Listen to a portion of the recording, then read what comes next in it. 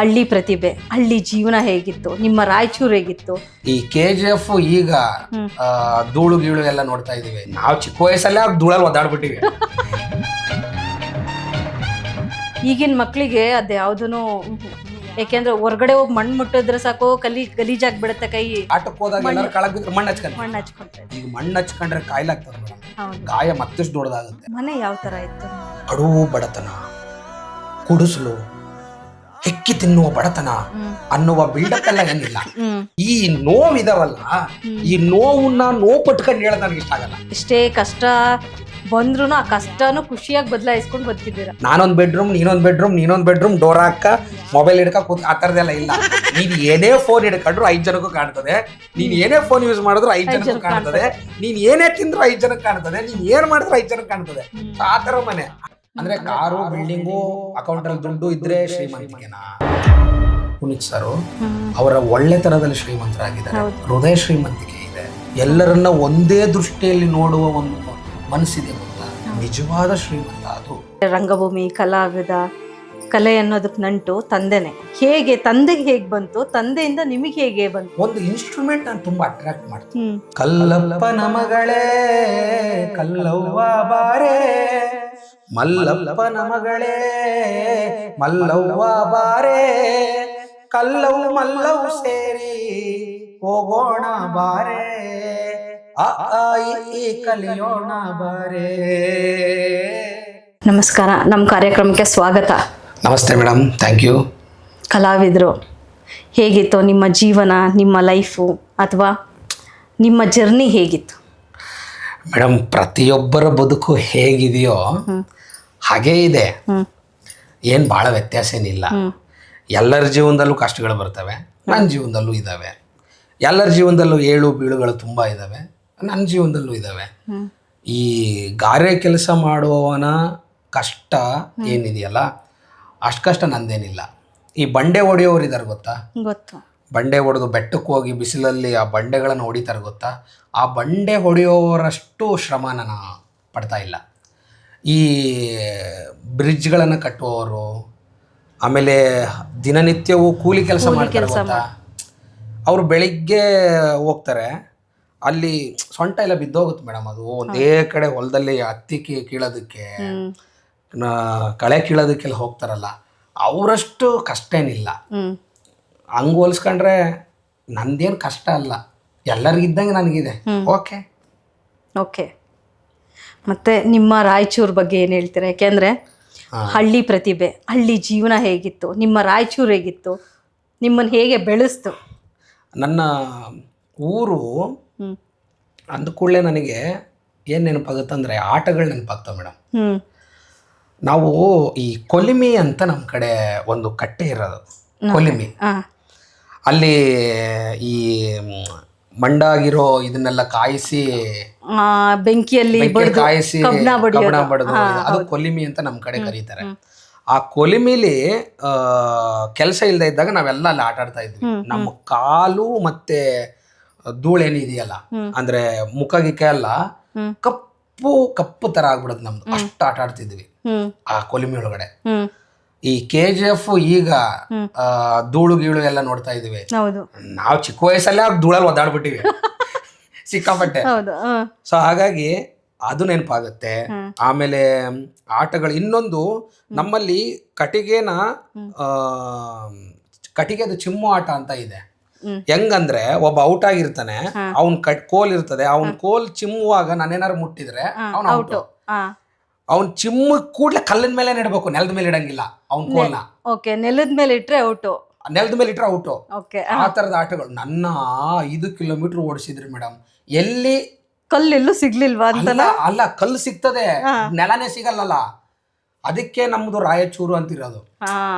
ರಾಯ ಅಂದ್ರೆ ತೆಲುಗಲ್ಲಿ ಕಲ್ಲು ಅಂತ, ರಾಯ ಚೂರು, ಅದರ ಕಲ್ಲಿನ ಚೂರು, ಹಾಗಾಗಿ ರಾಯಚೂರು.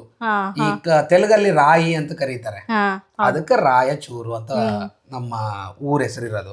ನಮ್ಮಲ್ಲಿ ಸಿಕ್ಕಾಪಟ್ಟೆ ಬಂಡೆಗಳು, ಕಲ್ಲುಗಳು, ಗುಡ್ಡಗಳು, ಬೆಟ್ಟಗಳು, ಬಯಲು ಪ್ರದೇಶ, ತುಂಬಾ ಮಜಾ. ಆಮೇಲೆ ಇನ್ನೊಂದೇನಂದ್ರೆ, ಇಲ್ಲೆಲ್ಲ ಒಂಚೂರು ಬಿಸಿಲು ಬಂದರೆ ಮರದ ಕೆಳಗೆ ಹೋಗ್ತೀವಿ.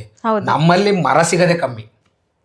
ಹಾ ಒಂದಿಷ್ಟು ಉದ್ದ ದೂರ ನಾವು ಈ ಬಾರೆಹಣ್ಣು ಕೀಳಕ್ ಹೋಗ್ತಿದ್ವಿ ನಾವು ಸಣ್ಣವರಿದ್ದಾಗ.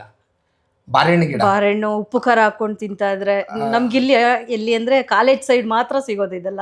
ನಾವು ಹಳ್ಳಿಲಿ ಬಾರೆಹಣ್ಣು ಕೀಳಕ್ ಹೋಗ್ಬೇಕಾದ್ರೆ ದೂರ ನಡ್ಕೊಂಡು ಹೋಗೋದು, ಒಂದು ಮರ ಸಿಗ್ತಿರ್ಲಿಲ್ಲ. ಆದ್ರೂ ನಮ್ಮ ಬಿಸಿಲು ಇದೆಯಲ್ಲ ನಮ್ದು 42 ಡಿಗ್ರಿ ನಾರ್ಮಲ್ ಆಗಿ, ಬಿಸಿಲು ಬೇಸಿಗೆಗಾಲದಲ್ಲಿ 40 ಡಿಗ್ರಿ 42 ಡಿಗ್ರಿ ನಾರ್ಮಲ್ ಅಂತ ಇದ್ರಲ್ಲ ಅಲ್ಲ, ನಮ್ ಕಡೆ ನಾರ್ಮಲ್ ಅದು, ನಾವು ಬೆಳೆದಿದ್ದ ವಾತಾವರಣ ಹಂಗೆ ಆವಾಗ.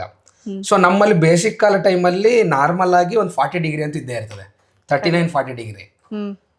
ಸೊ ಅಲ್ಲಿ ನಾವು ಆ ಬಿಸಿಲಲ್ಲಿ ನಡ್ಕೊಂಡು ಹೋಗ್ತಿದ್ವಿ, ಮರ ಹತ್ತಿದ್ವಿ, ಬಾರೆಹಣ್ಣೆಲ್ಲ ಕೀಳ್ಕೊಂಡ್ ಬರ್ತಿದ್ವಿ, ಆ ನೆರಳೆಲ್ಲ ಕೂತ್ಕೊಂಡು ತಿಂದು ಮನೆಗೆ ಇಂತಿಷ್ಟು ಒಂದು ನಮ್ಮ ತೆಮ್ತಳಿಗೆ ನಮ್ಮ ಕಡೆ ಅಂದ್ರೆ 2ಕ್ಕೆ ಬಾತ್ರೂಮ್ ಹೊರಗೆ ಹೋಗ್ತೀವಿ, ತೆಂಬು ಹಿಡ್ಕೊಂಡು ಹೋಯ್ತು ಅಂತ ತೆಂಬಿಗಳನ್ನ ಹಿಡ್ಕೊಂಡು ಅದ್ರಲ್ಲಿ ತುಂಬಿಸ್ಕೊಂಡ್ ಬರ್ತಿದ್ವಿ.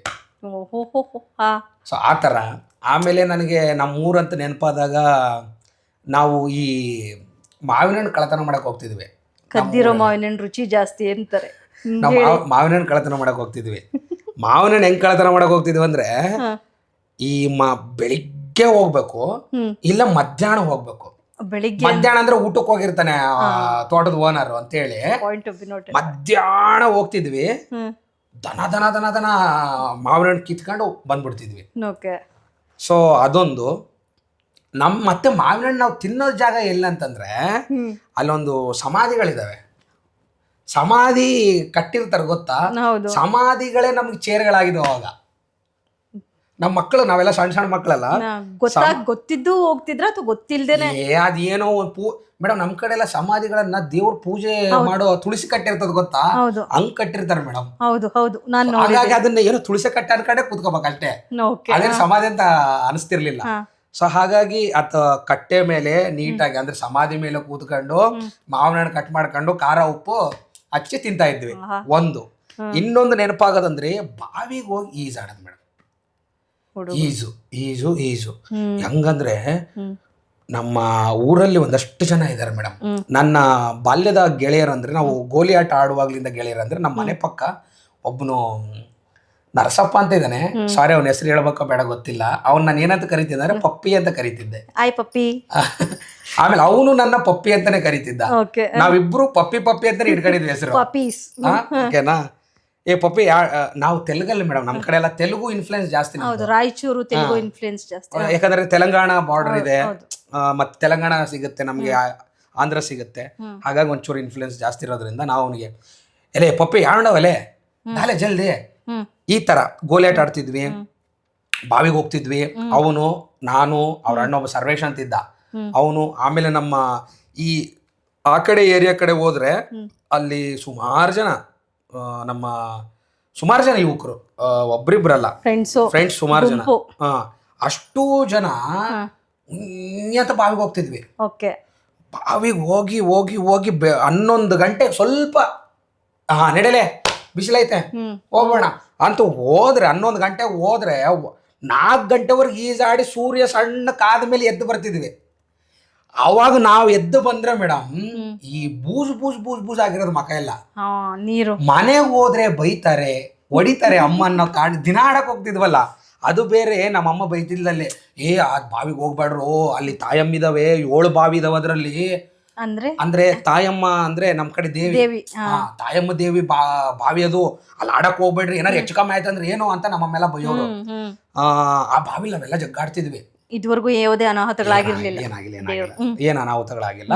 ನಮ್ಮಮ್ಮ ಬೈಯೋದು, 7 ಅಕ್ಕ ತಂಗಿಯರಿದಾರ ಕಣೋ ಆ ಬಾವಿಲಿ ಅಂತ ನಮ್ಮಮ್ಮ. ಆ ಬಾವಿ ಒಳಗಡೆ 7 ಜನ ಅಕ್ಕ ತಂಗಿಯರಿದ್ದಾರೆ, ಅವರೆಲ್ಲ ತಾಯಮ್ಮ, ಯಾರ್ಯಾರೋ ಹೆಸರು ಹೇಳ್ತಿದ್ಲು ನಮ್ಮಮ್ಮ, ನಂಗೆ ನೆನಪಾಗ್ತಿಲ್ಲ, ಅವಾಗ ಹೇಳ್ತಿದ್ಲು. ಅದು ಹೊರಗ್ ಬಂದ್ರೆ ಬೂಜ್ ಆಗೋ ಮೇಡಮ್, ಕೈಯೆಲ್ಲ ಮುಖ ಎಲ್ಲ ಕಣ್ಣೆಲ್ಲ ಕೆಂಪು. ನೀರು ಅಷ್ಟೋ ತನಕ ನೀರೊಳಗಾಡೋದ್ರಿಂದ ಈಗ ಹೆಂಗೆ ಮನೆಗೆ ಹೋದ್ರೆ ಬೈತಾರೆ. ಅದಕ್ಕೆ ಏನ್ ಮಾಡ್ತಿದ್ವಿ, 1 ಅವರ್ ಕ್ರಿಕೆಟ್ ಆಡ್ತಿದ್ವಿ.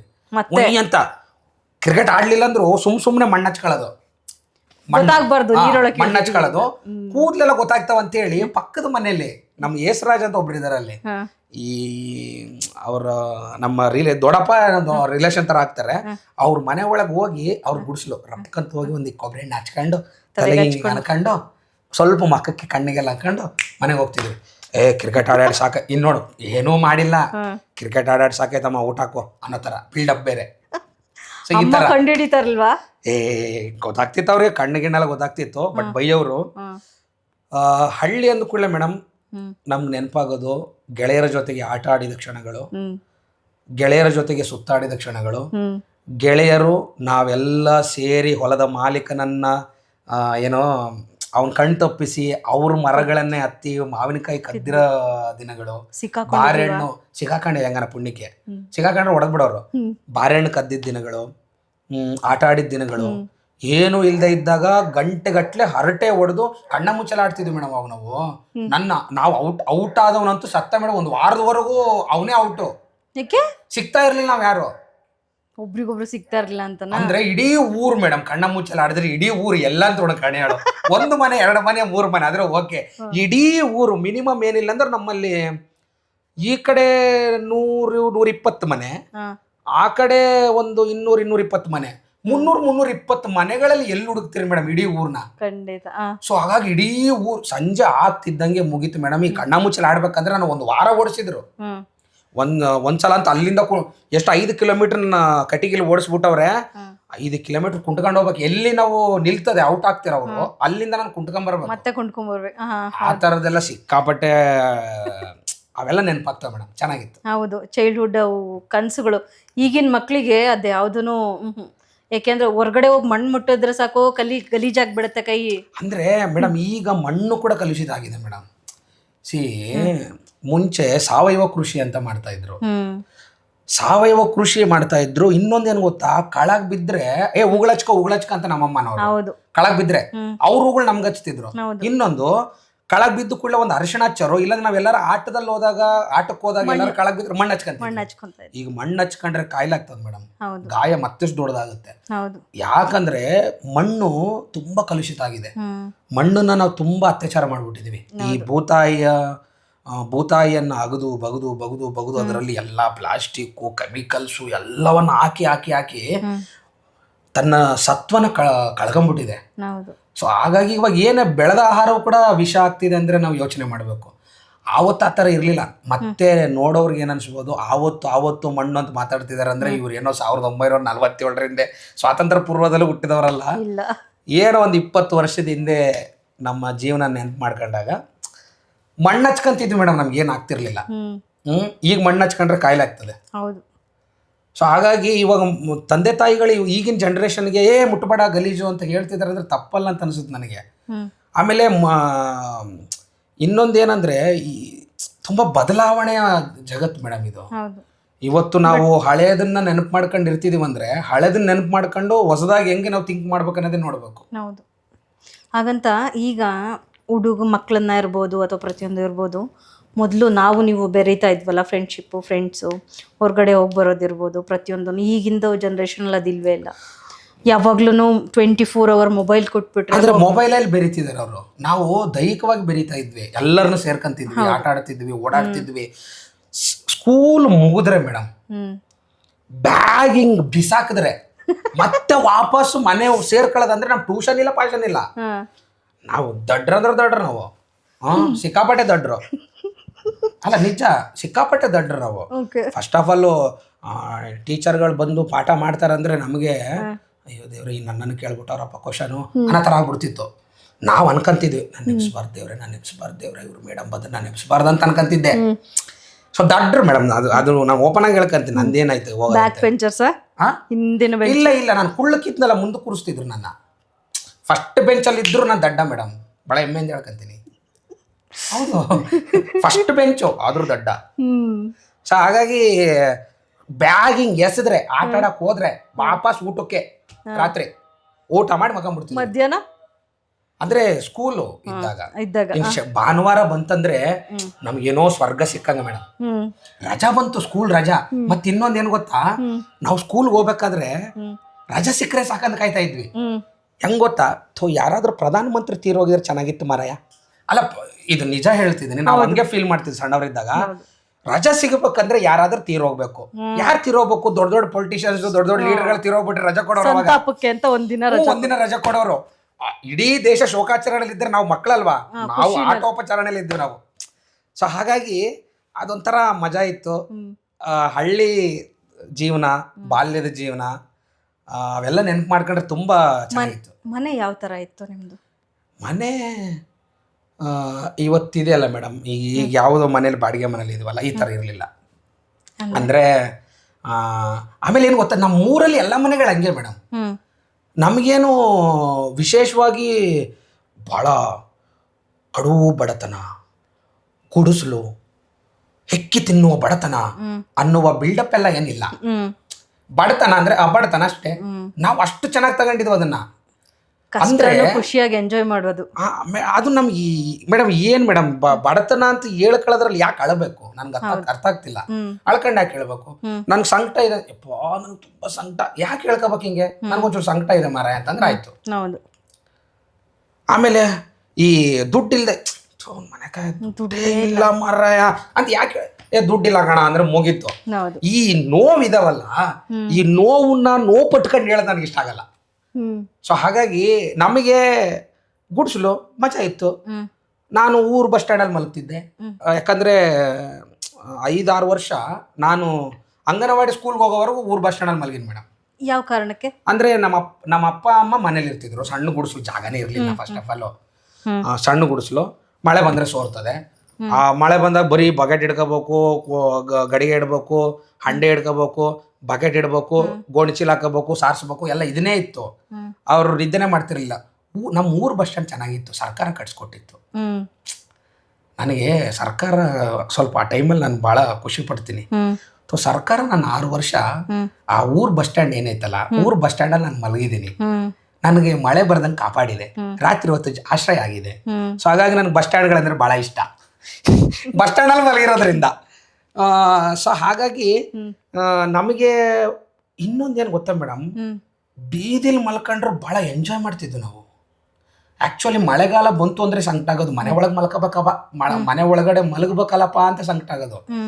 ಬೇಸಿಗೆಗಾಲ ಬಂತು ಅಂದರೆ ಅಲ್ಲ, ನಮ್ಮ ಊರಿಗೆ ಇದಾಕಿರ್ತಲ್ಲ, ಏನೋ ಸರ್ಕಾರದಿಂದ ರೋಡ್ ಹಾಕ್ಸಿರ್ತಾರಲ್ಲ, ಹಾಸಿಗೆ ಹಾಕ ಮೇಡಮ್, ಉದ್ದಕ್ಕೆ ಚಾಪೆ, ಎಲ್ಲರೂ ಏನು ಮಲ್ಕ ರೋಡಲ್ಲೇ ಚೆನ್ನಾಗಿರ್ತದೆ ಮೇಡಮ್. ಅದು ಆ್ಯಕ್ಚುಲಿ ಎಷ್ಟು ಚಂದ ಗೊತ್ತಾ, ಅಕ್ಕಪಕ್ಕದ ಮನೆಯವರೆಲ್ಲ ಬಂದ್ ಮಲಗಿರ್ತಾರೆ, ಎಲ್ಲರೂ ಬಂದ್ ಮಲಗಿರ್ತಾರೆ.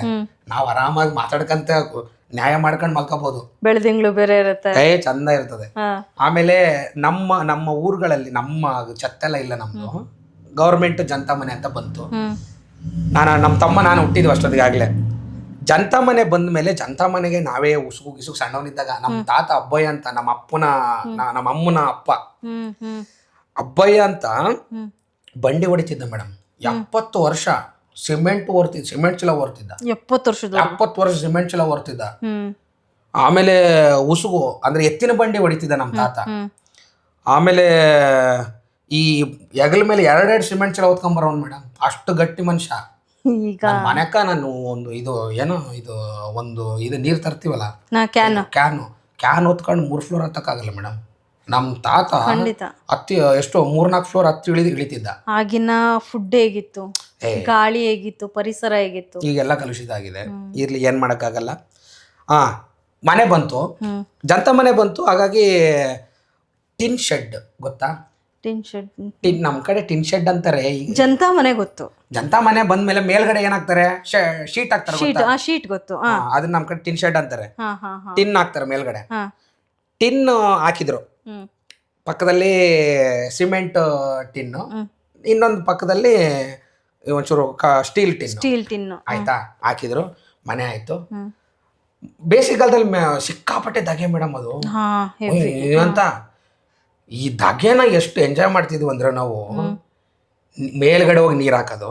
ಸಂಜೆ ಆಗ್ತಿದ್ದಂಗೆ ನಾವೇನ್ ಮಾಡ್ತೀವಿ, ಸಂಜೆ ಆಗ್ತಿದ್ದ ನಮ್ಮ ಅಮ್ಮ ನಮ್ಮ ತಂಗಿ ಏನ್ ಮಾಡ್ತಿದ್ರು, ಮನೆ ಒಳಗಳೆಲ್ಲ ನೀರ್ ಚೆಲ್ಬಿಡೋರು. ಅಷ್ಟರೊಳಗೆ ಫುಲ್ ಹೀಟ್ ಕಡಿಮೆ ಆಗ್ಲಂತ ನೀರ್ ಚೆಲ್ಬಿಡೋರು. ರಾತ್ರಿಗೆ ತಂಪು ಅನ್ಸೋದು ಒಂಚೂರು. ಸೊ ಹಾಗಾಗಿ ಬೇಸಿಗೆಗಾಲ ಬಂತಂದ್ರೆ ನಮ್ಮ ಅಕ್ಕಪಕ್ಕದ ಮನೆಯವರೆಲ್ಲ, ಅಂದ್ರೆ ನಮ್ಮ ಎದುರುಗಡೆ ಮನೆಯವರೆಲ್ಲ ಸ್ವಲ್ಪ ಚೆತ್ತ ಹಾಕೊಂಡಿದ್ದಾರೆ, ಅವ್ರ ಮಾಳಿಗೆ ಹತ್ ಬಿಡ್ತಿದ್ವಿ. ಅವ್ರ ಮಾಳಿಗೆ ಮೇಲೆ ಹೋಗಿ ಮಕ್ಕಂತಿದ್ವಿ. ಮಜಾ ಇರೋದು, ತುಂಬಾ ಚೆನ್ನಾಗಿರೋದು. ಸೊ ಹಾಗಾಗಿ ಜೀವನನ ಎಷ್ಟೇ ಕಷ್ಟ ಬಂದ್ರು ಆ ಕಷ್ಟನೂ ಖುಷಿಯಾಗಿ ಬದಲಾಯಿಸ್ಕೊಂಡು ಬದುಕಿದ್ದೀರಾ. ಏನಿಲ್ಲ ಮೇಡಮ್, ಹೆಂಗ್ ಗೊತ್ತಾ, ಒಂದ್ ಇಷ್ಟೇ ಅನ್ನ ಇದೆಯಾ, ಮನೇಲಿ ಅಷ್ಟು ಜನ ಕೂತ್ಕೊಂಡು ತಿಂತೀವಿ. ನಮ್ದು ಹೆಂಗಂದ್ರೆ ಒದ್ದಾಡ್ತೀವಿ, ಅಷ್ಟರಲ್ಲೇ ಒದ್ದಾಡ್ತೀವಿ. 4 ಜನ 5 ಜನ ಮುಖಗಳು ಕಾಣ್ತಾವ ನಮಗೆ. ಬೆಡ್ರೂಮ್ ಸೇರ್ಕೊಳ್ಳುವಂಥದ್ದೇನಿಲ್ಲ. ನಾನೊಂದು ಬೆಡ್ರೂಮ್, ನೀನೊಂದು ಬೆಡ್ರೂಮ್, ನೀನೊಂದು ಬೆಡ್ರೂಮ್, ಡೋರ್ ಹಾಕ, ಮೊಬೈಲ್ ಹಿಡ್ಕ ಕೂತ್, ಆ ಥರದ್ದೆಲ್ಲ ಇಲ್ಲ. ನೀನು ಏನೇ ಫೋನ್ ಹಿಡ್ಕೊಂಡ್ರು 5 ಜನಕ್ಕೂ ಕಾಣ್ತದೆ. ನೀನು ಏನೇ ಫೋನ್ ಯೂಸ್ ಮಾಡಿದ್ರು 5 ಜನಕ್ಕೂ ಕಾಣ್ತದೆ. ನೀನು ಏನೇ ತಿಂದ್ರು 5 ಜನಕ್ಕೆ ಕಾಣ್ತದೆ. ನೀನು ಏನು ಮಾಡಿದ್ರು 5 ಜನಕ್ಕೆ ಕಾಣ್ತದೆ. ಸೊ ಆ ಥರ ಮನೆ. ಹಾಗಾಗಿ ನಮ್ಮ ಮನೆಗಳಲ್ಲಿ ಹೆಂಗಂದ್ರೆ ಫೋನ್ಗಿಂತ ಮಾತಾಡೋದು ಜಾಸ್ತಿ ಮೇಡಮ್. ನಾವು ಹೆಂಗಂದ್ರೆ ನಮ್ಮ ಅಪ್ಪ, ನಮ್ಮ ಅಮ್ಮ, ನಮ್ಮ ತಮ್ಮ, ನಮ್ಮ ತಂಗಿ, ನಾನು 5 ಜನ ಕೂತ್ಕೊಂಡಿವಂದ್ರೆ ನಮ್ಮ ಅಪ್ಪನ ಕೆದಕ್ತೀವಿ.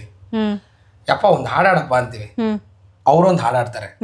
ಅವರು ಮಕ್ಕಳ ಬಗ್ಗೆ ಆಡ್ತಾರೆ, ನಾವು ತಂದೆ ಬಗ್ಗೆ ಆಡ್ತೀವಿ. ಸ್ಪಾಂಟೇನಿಯಸ್ ಅಲ್ಲೇ ಕಟ್ಟಿ ಕಟ್ಟಿ ಆಡೋದಲ್ಲ, ಇರೋ ಹಾಡುಗಳನ್ನೇ. ಯಾರ್ಯಾರು ತಂದೆ ಬಗ್ಗೆ ಹಾಡುಗಳು ಬರ್ತಿದ್ವಿ, ತಂದೆ ಆಡ್ತಿದ್ವಿ. ಈ ಕಡೆ ನಮ್ಮ ಅಮ್ಮನಿಗೆ ಒಂದ್ಸಲ ಆಡ್ತೀವಿ. ಇಬ್ಬರು ಆಡಿಸಿ ನಗಾಡ್ಕೊಂಡು ಏನೇನೋ ಆಡ್ಕೊಂಡು, ನಮ್ಮ ಕಡೆ ಎಲ್ಲ ಭಜನೆ ಸಾಂಗ್ಗಳೆಲ್ಲ ಬರ್ತವೆ. ಆ ಭಜನೆ ಸಾಂಗ್ಗಳೆಲ್ಲ ನೆನಪು ಮಾಡ್ಕೊಂಡು ಬಿದ್ದು ನಗಾಡಿ, ಮನಸ್ಫೂರ್ತಿ ನಗಾಡಿ 1-2-3 ತಾಸು ಆಗಿರ್ತದೆ. ಆಮೇಲೆ ನಡಿ ಮತ್ತೆ ಒಂಚೂರು ಹೊರಗೆ ಹೋಗ್ಬರ್ತೀನಿ ಅಂತ ಹೇಳಿ ಇಬ್ರು ಒಂದೊಂದ್ ಕಡೆ ಹೋಗ್ಬಿಡ್ತೀವಿ ನಮ್ಮ ತಮ್ಮನ. ಸೊ ಆ ಥರ ಎಂಜಾಯ್ ಮಾಡ್ತೀವಿ ಮೇಡಮ್. ನಮಗೆ ಈ ಬಡತನ ಕಷ್ಟ, ಅಯ್ಯೋ ನಾನು ವನವಾಸ ಅನುಭವಿಸ್ಬಿಟ್ಟೆ, ಉಪವಾಸ ಇದ್ದೆ, 3 ದಿನ ಊಟ ಮಾಡಿಲ್ಲ ಗೊತ್ತಾ ಮೇಡಮ್. ಅದು ಇವೆಲ್ಲ ಸೀನೇ ಇಲ್ಲ. ಊಟ ಮಾಡಿಲ್ಲ ಮೇಡಮ್, 3 ದಿನ ಹಸ್ಕೊಂಡಿದ್ದೀನಿ. ಯಾರ ಫ್ರೆಂಡ್ ಬಂದ್ರೆ ಊಟ ಕೊಡಿಸ್ತಿದ್ದ. ನನ್ಗೆ ಕಷ್ಟ ಅಂತಾನೆ ಅನ್ಸಿಲ್ಲ. ಯಾಕೆ ನೀವು ಅಷ್ಟು ಪಾಸಿಟಿವ್ ವೇನಲ್ಲಿ ತಗೊಂಡಿದ್ದೀರಾ, ಅಥವಾ ಅದಕ್ಕೆ ಏನಾದ್ರು ಒಂದು ಉದ್ದೇಶ ಇದೆಯಾ? ಅಂದ್ರೆ ಈಗ ಈ ಶರ್ಟ್ ಕೊಳೆಯಾದ ಕೂಡಲೇ ಚೇಂಜ್ ಮಾಡ್ತೀವಿ ಗೊತ್ತಾ. ಸೊ ನಮಗೆಲ್ಲ ಬಡತನ ಅನ್ನೋದು ಶರ್ಟ್ ತರ ಹಾಕಂತೀವಿ. ದಿನ ಬಡತನ ಅನ್ನೋ ಶರ್ಟ್ನ ಹಾಕೊಂಡಿವಿ. ಅದು ಸಮಯ ಬಂದಾಗ ಬಿಚ್ಚೋಗುತ್ತೆ. ಆ ಬಡತನ ಅನ್ನೋ ಶರ್ಟ್ ತೆಗೆದು ಶ್ರೀಮಂತಿಕೆ ಅನ್ನೋ ಶರ್ಟ್ ಯಾವಾಗ ಬರ್ತದೋ ಗೊತ್ತಿಲ್ಲ. ಶ್ರೀಮಂತಿಕೆ ಅಂದ್ರೆ ಏನಂದ್ರೆ ನನಗೆ ಇವತ್ತಿಗೆ ಅರ್ಥ ಆಗಿಲ್ಲ ಮೇಡಮ್. ಅಂದರೆ ಕಾರು, ಬಿಲ್ಡಿಂಗು, ಅಕೌಂಟಲ್ಲಿ ದುಡ್ಡು ಇದ್ದರೆ ಶ್ರೀಮಂತಿಕೆನಾ, ಅಥವಾ 4 ಜನರು ಬಗ್ಗೆ ಯೋಚನೆ ಮಾಡ್ತೀವಿ ಅಂದರೆ ಶ್ರೀಮಂತಿಕೆನಾ? ಸೊ ನನಗೆ ಇವತ್ತು ಪುನೀತ್ ಸರ್ ನೆನಪಾಗ್ತಾರೆ. ಯಾಕಂದರೆ ಪುನೀತ್ ಸರು ಪ್ರತಿಯೊಬ್ಬರ ಹೃದಯದಲ್ಲಿ ಮನೆ ಮಾಡಿದ್ದಾರೆ. ದೇವರಾಗ್ಬಿಟ್ರು, ಒಬ್ಬ ಮನುಷ್ಯ ದೇವರಾಗಿದ್ದು. ಒಬ್ಬ ಕರ್ನಾಟಕ ರತ್ನನ, ಯಾವಾಗಲೂ ನಗ್ತಾ ಇರ್ತಂಥ ಮನುಷ್ಯ, ಎಲ್ಲರ ಜೊತೆಗೆ ಪ್ರೀತಿಯಿಂದ ಬದುಕುವ ಮನುಷ್ಯ. ಸೊ ಅವರ ಆಸ್ತಿ ಯಾವುದು ಅಂದರೆ ನನ್ನ ಪ್ರಕಾರ ಅವರ ನಗುವು ಮತ್ತು ಪ್ರೀತಿನೇ ಅವರ ಆಸ್ತಿ. ಆ್ಯಕ್ಚುಲಿ ಅವ್ರು ಶ್ರೀಮಂತ ಎಲ್ಲಿದ್ದಾರೆ ಅಂದರೆ ಪುನೀತ್ ಸರು ಅವರ ಒಳ್ಳೆತನದಲ್ಲಿ ಶ್ರೀಮಂತರಾಗಿದ್ದಾರೆ. ಹೃದಯ ಶ್ರೀಮಂತಿಕೆ ಇದೆ. ಆಮೇಲೆ ಎಲ್ಲರನ್ನ ನೋಡಿಕೊಳ್ಳುವ, ಅಪ್ಪಿಕೊಳ್ಳುವ, ಎಲ್ಲರನ್ನ ಒಂದೇ ದೃಷ್ಟಿಯಲ್ಲಿ ನೋಡುವ ಒಂದು ಮನಸ್ಸಿದೆ ಗೊತ್ತಾ, ನಿಜವಾದ ಶ್ರೀಮಂತ ಅದು.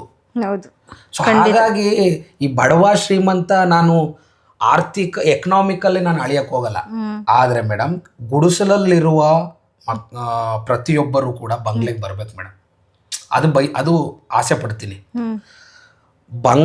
ಗುಡಿಸಲಲ್ಲಿ ಯಾರ್ಯಾರು ಇದ್ದಾರೋ ಅವರೆಲ್ಲರ ಬದುಕು ಬಂಗ್ಲೆಗೆ ಬರಬೇಕು. ಯಾರ್ಯಾರು ಚಪ್ಪಲಿ ಹೊಲಿತಿದಾರೋ ಅವರು ಚರಿತ್ರೆಗಳನ್ನು ಬರೆಯೋ ಥರ ಆಗಬೇಕು.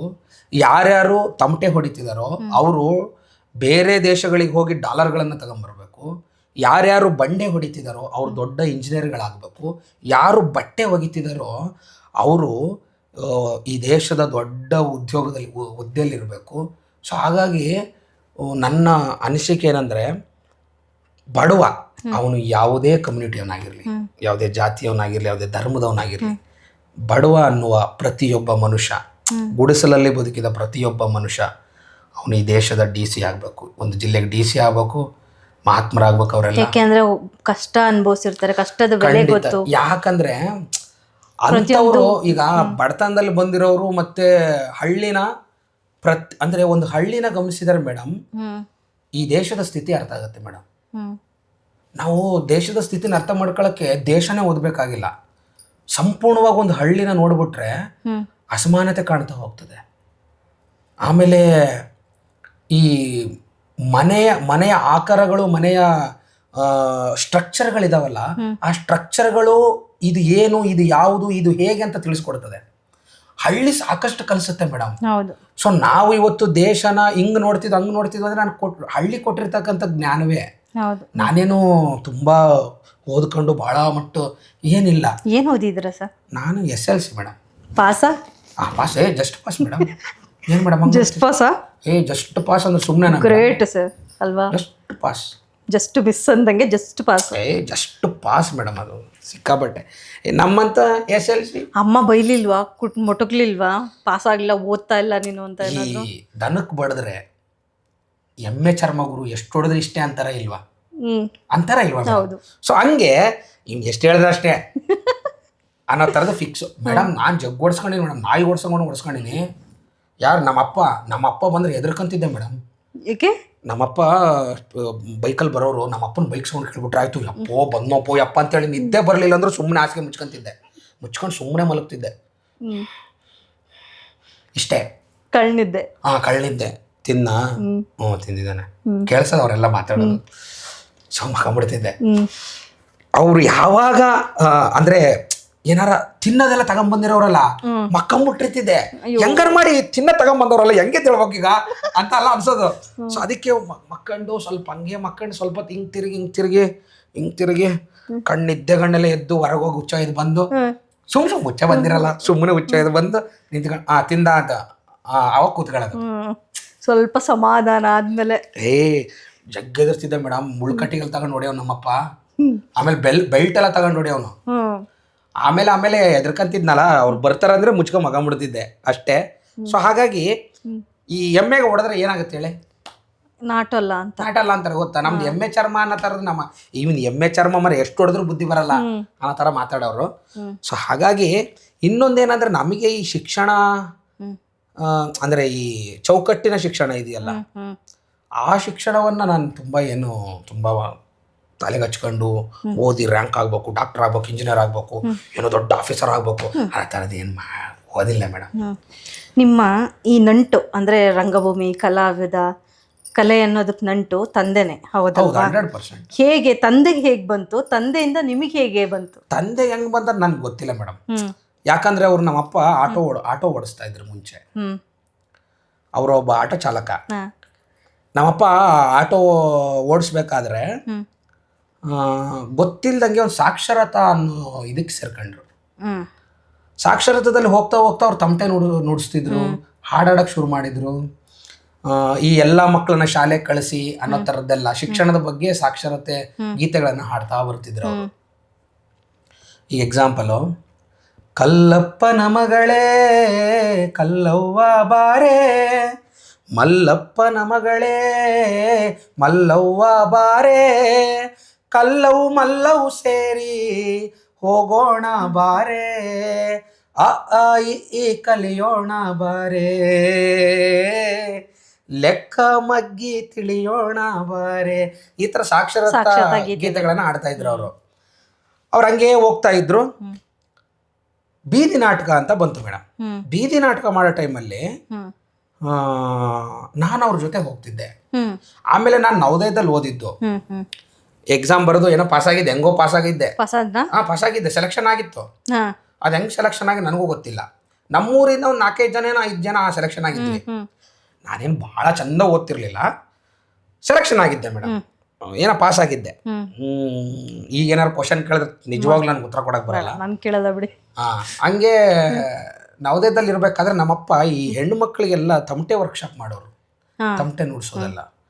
ಅದು ನಮ್ಮ ನವೋದಯದಲ್ಲೇ ಅಲ್ಲಿ ಹಿಂದೆ ಒಂದು ಕಾಡಿದೆ. ಕಾಡು ಕಡೆ ಹೋದ್ರೆ ಒಂದು ತಾಯಮ್ಮ ದೇವಸ್ಥಾನ ಇದೆ, ಅಲ್ಲೊಂದು ದೊಡ್ಡ ಆಲದ ಮರ ಐತೆ. ಆಲದ ಮರದ ಕೆಳಗಡೆ ಎಲ್ಲ ಹೆಣ್ಮಕ್ಳು ಟ್ರೈನಿಂಗು. ನಾನು ಕ್ಲಾಸ್ ಮುಗಿಸ್ಕೊಂಡು ಸ್ಕೂಲ್ ಮುಗಿಸ್ಕೊಂಡು ನಮ್ಮ ಅಪ್ಪನ ಹತ್ರ ಹೋಗ್ತಿದ್ದೆ. ಸಂಜೆ ತಮಟೆ ಬಿಡ್ತಿದ್ರಲ್ಲ, ಅದನ್ನೆಲ್ಲ ನೋಡಿ ನನಗೆ ಎಷ್ಟು ಚೆನ್ನಾಗಿ ಹೆಣ್ಮಕ್ಳು ಬಡಿತಾರಲ್ಲ ಮರ ಅಂತ ಅನ್ಸೋದು. ಗಂಡ್ಮಕ್ಳು ಬೆಳೆಯೋದು ಹಾಳಾಗೋಗ್ಲಿ, ಹೆಣ್ಮಕ್ಳು ಬೆಳೆಯೋರು ಮೇಡಮ್ ನಮ್ ಕಡೆ ತಮಟೆ. ನಾನು ಎಷ್ಟು ಚೆನ್ನಾಗಿ ಬಡಿತಾರಲ್ಲ, ನನಗೆ ಅದು ಆಸೆ ಆಗೋದು. ಟೆಕ್ಸ್ಟ್ ಬುಕ್ ಈ ಅಟ್ರಾಕ್ಟ್ ಮಾಡ್ತಾರಂತಾರೆ ಗೊತ್ತಾ? ನನಗೆ ಟೆಕ್ಸ್ಟ್ ಬುಕ್ ಅಟ್ರಾಕ್ಟ್ ಮಾಡಿಲ್ಲ ಮೇಡಮ್, ಆ ಇನ್ಸ್ಟ್ರೂಮೆಂಟ್ ಅಟ್ರಾಕ್ಟ್ ಮಾಡ್ತು. ಚೆನ್ನಾಗಿದೆಯಲ್ಲ, ನಾನು ನೋಡ್ಸ್ಬೇಕಲ್ಲ ಅಂತ. ಅವಾಗ ಈ ತಮ್ತಂಡಿಗೆ ನಾವು ಹೋಗ್ತೀವಿ. ನಮ್ಮ ಕಡೆ ಬಾತ್ರೂಮ್ ಹೋಗ್ಬೇಕಾದ್ರೆ ಚಮ್ ತಗೊಂಡು ಹೋಗ್ತೀವಿ, ಗೊತ್ತೇಳಿ ಮುಗಿಸ್ಬಿಟ್ಟು ವಾಪಸ್ ಬರ್ಬೇಕಾದ್ರೆ ಅದು ತಮಟೆ ಮಾಡ್ಕೊಂತಿದ್ವಿ. ಟಕ್ಕಣ ಹಾಸ್ಟೆಲ್ ಇದ್ದಾಗ ಊಟಕ್ಕೆ ಹೋಗ್ಬೇಕಲ್ಲ, ರೂಮ್ ಹಾಸ್ಟ್ಲಿಂದ ಅಂದ್ರೆ ರೂಮ್ ತಗೊಂಡು ತಟ್ಟೆ ತಗೊಂಡು ಹೋಗ್ಬೇಕಲ್ಲ, ತಟ್ಟೆ ತಗೊಂಡು ಊಟ ಹಾಲು ಹೋಗೋವರೆಗೂ ತಟ್ಟೆ ಬರ್ಸ್ಕೊಂಡು ಹೋಗ್ತಿದ್ವಿ, ವಾಪಸ್ ತಟ್ಟೆ ಬರ್ಸ್ಕೊಂಡು ಬರ್ತಿದ್ವಿ. ಸೊ ಹಾಗಾಗಿ ಒಂದು ಇನ್ಸ್ಟ್ರೂಮೆಂಟ್ ನಾನು ತುಂಬ ಅಟ್ರಾಕ್ಟ್ ಮಾಡ್ತೀನಿ, ಅದೇ ತಮಟೆ. ತಮಟೆ ಅಟ್ರಾಕ್ಟ್ ಮಾಡ್ತು. ಅಪ್ಪನ ಜೊತೆ ಹೋಗ್ತಿದ್ದೆ. ಅಪ್ಪ ಹಾಡಾಡಕ್ಕೆ ಶುರು ಮಾಡ್ದ. ಎಷ್ಟು ಚೆನ್ನಾಗಿ ಆಡ್ತಾನೆ ಮರ ನಮ್ಮ ಅಪ್ಪ ಅಂತ ಅನ್ಸೋದು. ಅದಂಗೆ ನಮ್ಮ ಅಪ್ಪ ಹಾಡುಗಳನ್ನ ಕೇಳ್ತಾ ನಾನು ಹಾಡಾಡಕ್ಕೆ ಶುರು ಮಾಡಿದೆ. ಸೊ ಹಾಗಾಗಿ ನಾನು ನಮ್ಮ ಅಪ್ಪನ ಜಾಸ್ತಿ ನೋಡಿರೋದ್ರಿಂದ ನಾನು ಹಂಗೆ ಆದ್ದೇನೋ ಅಂತ ಅನ್ಸುತ್ತೆ. ಅಲ್ಲ, ಜೀವನೋಪಾಯಕ್ಕೆ ಏನಿತ್ತು ವೃತ್ತಿ ಅನ್ನೋದು ಅಥವಾ? ಮೇಡಮ್ ಅದೇ ಮೇಡಮ್, ಅಪ್ಪ ಹಾಡುಗಾರರು. ನಮ್ಮ ಇಡೀ ನಮ್ಮ ಕುಟುಂಬನ ಸಾಕಿದ ನಮ್ಮಪ್ಪ ಒಂದು ಚರ್ಮ, ತಮಟೆ, ಅವರ ಕಂಠ, ಇವೆರಡೆ ನಮ್ಮ ಅಸ್ತ್ರ, ನಮ್ಮಪ್ಪನ ಆಯುಧ. ಅದರಿಂದನೇ ನಮ್ಮ ಕುಟುಂಬವನ್ನು ಸಾಗಿಸಿದ.